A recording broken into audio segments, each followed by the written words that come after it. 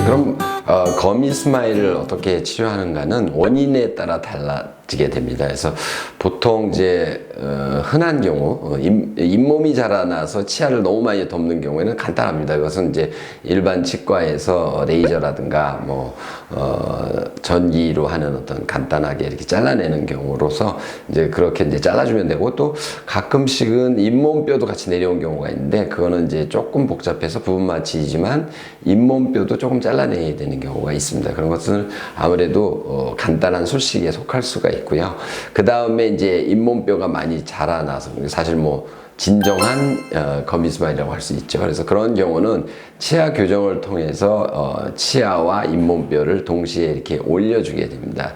물론 이제 가끔씩은 전체 얼굴이 긴 경우에는 뭐 양악수술처럼 양악수술로 하는 경우도 있는데, 저희 같은 경우는 이제 킬본 교정으로 해서 전체 위턱을 들어줌으로 인해서 앞도 들고 뒤도 들어서 얼굴도 짧게 만들면서 거미 스마일을 해결하죠. 그것이 이제 제대로 된 치료법이라고 할 수가 있고요.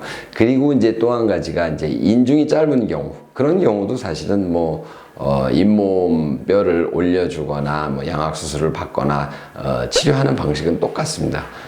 마지막으로 잇몸, 이 옥리가 돼서 위에 잇몸이 많이 보이는 경우에는 사실 그런 경우는 치아만 내려온 경우거든요. 그래서 그런 경우는 이제 교정 치료로 치아만 올려주게 됩니다. 그래서 그런 것은 이제 아무래도 킬본 교정보다는 일반 교정 치료를 통해서 위의 앞니를 위로 올려주는 치료를 해주면은 아주 예쁜 미소를 가질 수가 있게 되겠죠.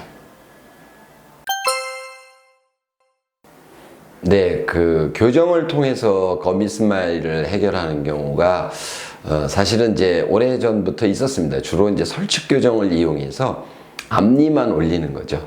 근데 이제 사실 원인적으로 볼 때는 그 거미 스마일이 어떻게 보면은 전체 얼굴이 길고 이제 이 턱끝이 뒤로 들어가 있는 그런 경우가 많거든요. 그래서 그런 경우는 원칙적으로는 이 위턱과 앞턱, 그러니까 앞턱이라는 것은 앞니죠. 많이 보이는 앞니. 그걸 전체를 올려주는 이제 양악수술을 하게 되겠죠.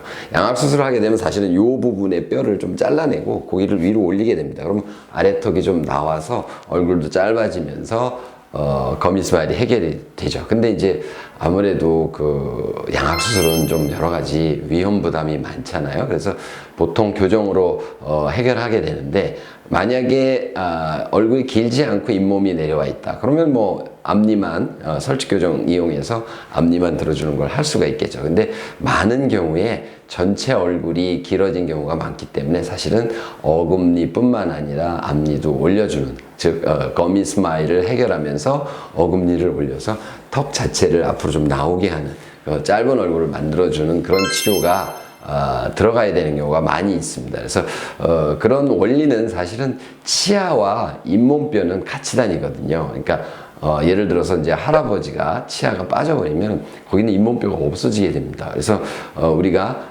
치아를 위로 들어주면은 잇몸뼈는 같이 올라가게 돼 있어요. 그래서 어금니도 올려주면 어금니 위에 치아와 잇몸뼈가 같이 올라가고, 앞니도 역시 똑같은 원리로 해서 전체 턱이 위로 올라가는 양악수술과 동일한 효과가 나타나는 거죠.